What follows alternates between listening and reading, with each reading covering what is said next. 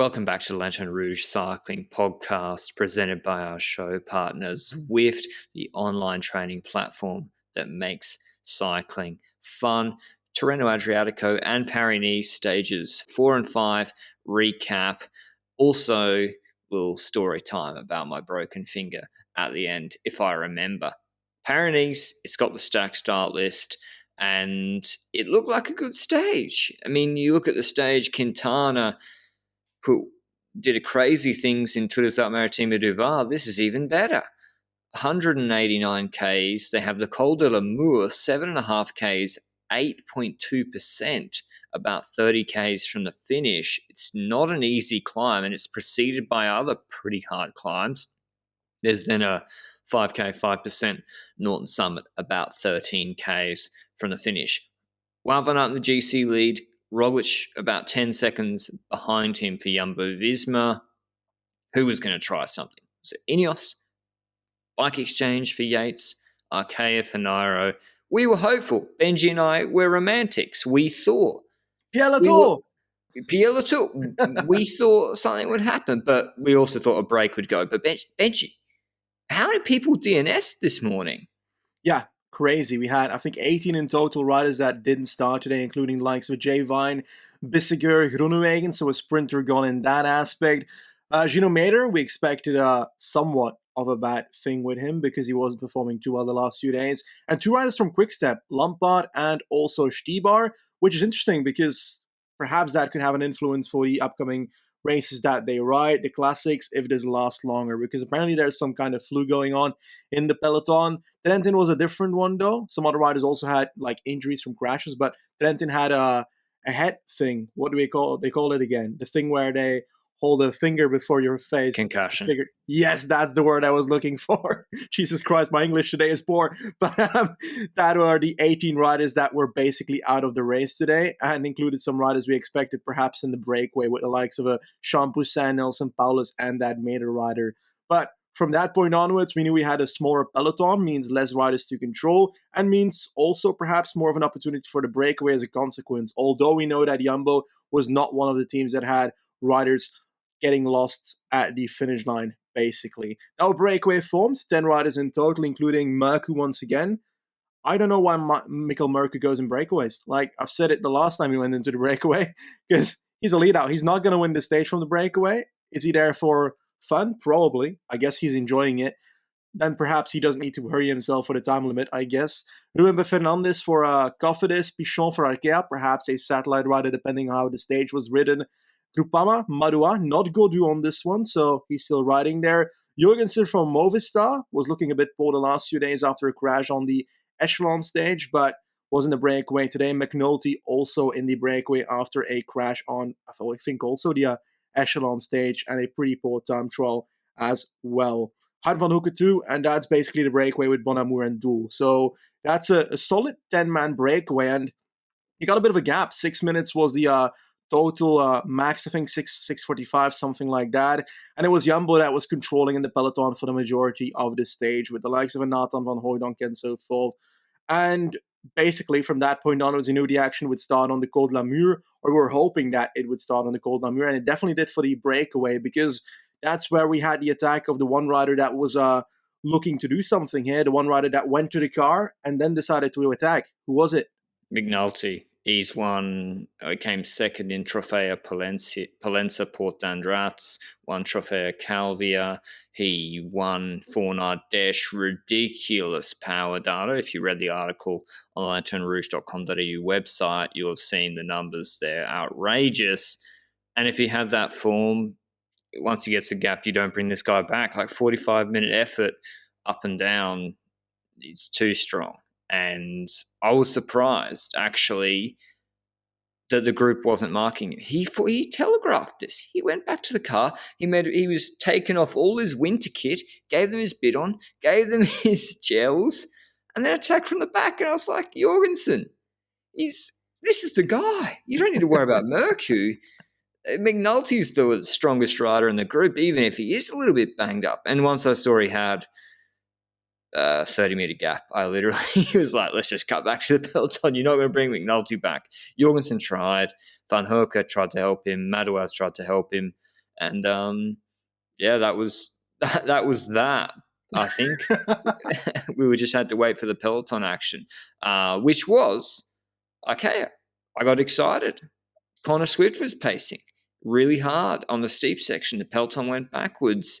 They had, what was the guy in the break? They have a guy in the break? Yeah, Laurent Pichon, but I don't think he actually came into play at that point. No. It was indeed, like you said, Arkéa moving to the front on that cold Lamure, putting some pressure after a bit of kilometers, so not at the start of the climb, because they were waiting for the steeper kilometers on the climb. And it really was 3 riders of them hammering it for a bit, and Quintana not being in the fourth wheel of that train. He was sitting roughly in the Roglič area of the group there. But we saw in that group that instantly Jumbo riders started dropping, and Laporte was dropping, so we knew he wasn't going to be an influence today anymore, and in the future for GC. And then Wout van Aert was the next one, and some people were saying, okay, wow, he's collapsing on the climb. He's looking very bad. He's dropping already. And he's losing 7 minutes after just 5 minutes. Oh, that's terrible. I honestly just think that he couldn't be he just didn't care about the yellow jersey, I think.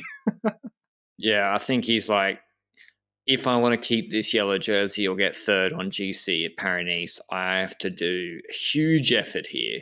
I have to do a huge effort on Turini, and I have to stay at the front all day on stage 8. Actually, stage 8 kind of should be going for the stage win.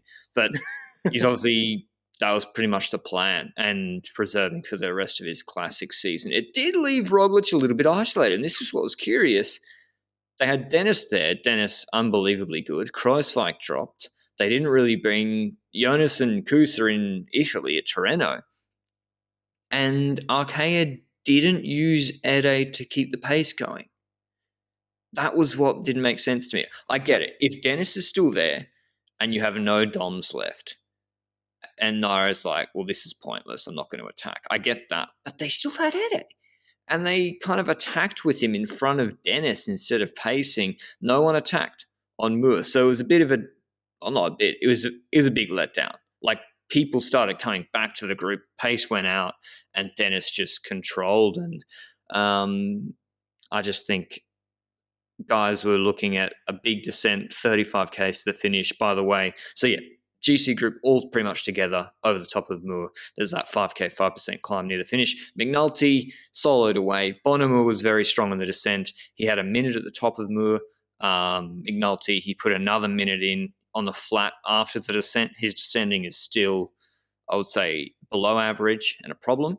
But you're not going to bring McNulty back on the flat or on a power climb that they had. He won the stage easily. I think his first World Tour win after he's won 2 other races this year. So, yeah, lethal.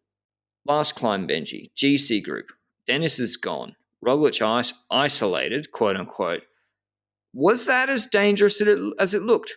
Group of 15 GC guys. Was that a problem for Jumbo-Visma?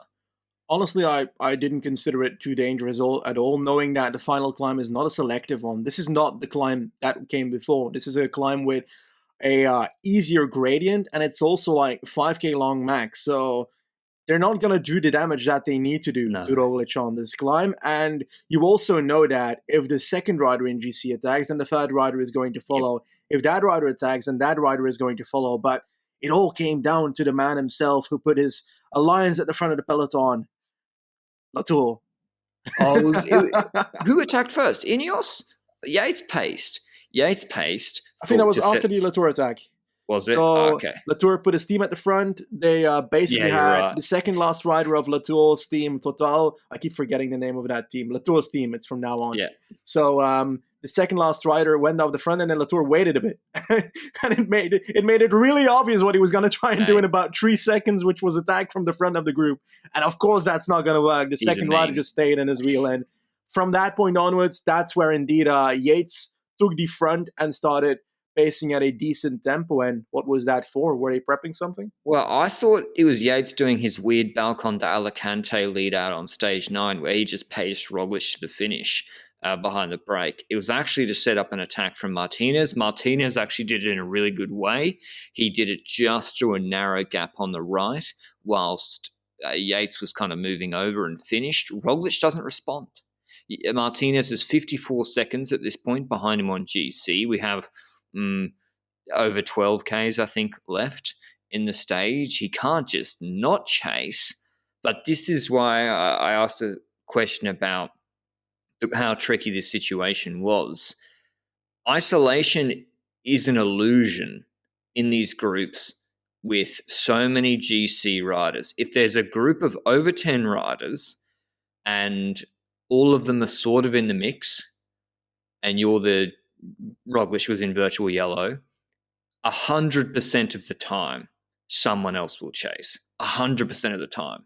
There is never going to be some group cohesion where they all align with each other on the optimal thing to do and make Roglič chase. And that's what happened.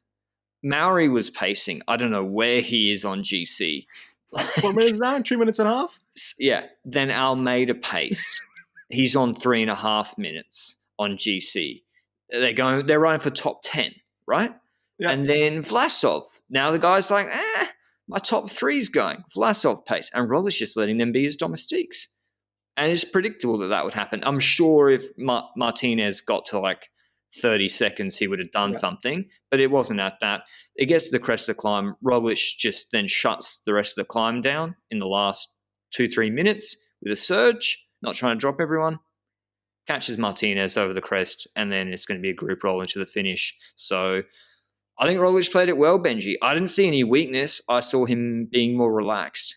Yeah, I agree. From the moment that they reached the top, I decided to jump off the TV and went on my Zwift ride because from that point onwards, I felt like nothing was going to happen here. Let's watch the rest of Tirreno on Zwift. Speaking of Zwift, Tour of Watopia on at the moment. Did stage 1 last night. Did the B ride, about 29 Ks. It's pretty fun, actually. I always get dropped on the descents, kind of like Danny Martinez on this descent. That's where I catch up. I know. Oh yeah, I ride. I realize on Zwift, like I can't keep my normalized power steady. Jay Vine's always telling me you got to be smooth, like keep it smooth, and I'm really erratic on the pedals. But yeah, Tour of Watopia, 5 stages. First one's already done. Double XP. I think the power ups are double the length of time as well, which is kind of cool. People using them in the group rides. So yeah, I've been enjoying it. If you want to check it out below, Zwift.com for your free 7-day trial at the link down below. But yeah, Martinez, Benji, just a side note, his descending is so shit. Like, horrific. We saw in the Giro last year, he nearly crashed Yates in the descent, losing wheels. But yeah, what else happened in this stage? Did you enjoy the Latour sprint and the bike throw at the end? I didn't watch it, that last part. I was watching Tirreno at that point, so I can't tell you. Well, you missed some Latour action. The group just rolls in. Poles is bringing in for Haig. Huge group. Latour, the break's gone, so there's no bonus seconds. And Latour does full gas sprint, like 150 meter full gas, everyone at his wheel, and then bike throws. And like, Pierre, you didn't gain any time. There's nothing there. So yeah, Roglič goes into the leader's jersey. He's looking pretty good. I would say that, like, yeah, it's not optimal to not have domestiques, but Dennis did a really good job. McNulty took the stage, though, ahead of Bonnamour, 2 minutes ahead, then Jorgensen third. Van Herke, Pichon not dropping from the break, a bit curious for Arkéa. Yeah. Turgis, Madouas, Doul, Latour, Pecher, and the rest of the group. So they didn't even catch most of the break. Same for that rider from Cofidis, right? Because I swear there was a rider from Cofidis ahead in the breakaway. And then suddenly, Fernandez it was. Yep. And then suddenly we noticed that he was not dropping back when Martin went for that bit of a solo move on the second last climb. So what if Fernandez dropped back that moment and decided to pace Guillaume Martin up the final hill? I believe he could have won. You know what Guillaume Martin's doing? You know what I think he's doing? You know how Greipel, if he was in a break or a big boy before a climb in a breakaway, would attack on the flat before the climb? Yeah. I think Martin attacks on the climbs so he has a buffer for the descent so he doesn't get dropped on the descent. That's what I think is happening, because otherwise what he's doing is inexplicable. But in terms of GC at Paris-Nice, Roglič looking good. That's still 39 seconds. It's not 5 minutes on Simon Yates. If you have a bad stage 8, you can lose that. Yates in second, Latour in third after a good TT, 41 seconds. Then Martinez, Vlasov, Adam Yates, Søren Kragh somehow still in seventh. Jacquet, Quintana, Izagirre. So Quintana will be wanting to move into top three on Turini. He didn't try anything today, a bit passive.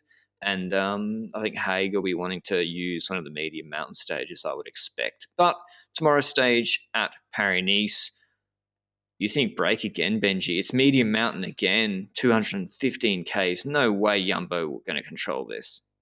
Yeah, in all honesty, it does look once again like that kind of stage where you're saying, okay, the breakaway is the one to do something here.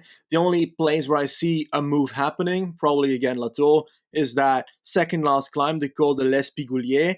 And it's basically on the initial parts of the climb you need to do something, because the last 2 kilometers are, it's a fake news climb. It starts with 7% and finishes with like 5 kilometers at 2 to 3%. So yeah, you need to do something early, but I think it's breakaway. There's no point in the team really controlling this. And we've seen today that we've got very limited amount of riders, so an opportunity to ride away, because you've got a few teams with like 2 riders left, so they can't chase you. UAE are paying Almeida probably like €1.5 million minimum, and he's on 3 minutes going for top 10. Why didn't he lose time? Yep. Him and McNulty could go on the break again tomorrow and they could win. McNulty should probably be the favourite for tomorrow in the break. Today really reminded me of the Conrad-style stage in the Tour de France. It's like flats, then longish climbs, and to get ahead early. I think McNulty can win again tomorrow, but Almeida and Mollema too, Benji.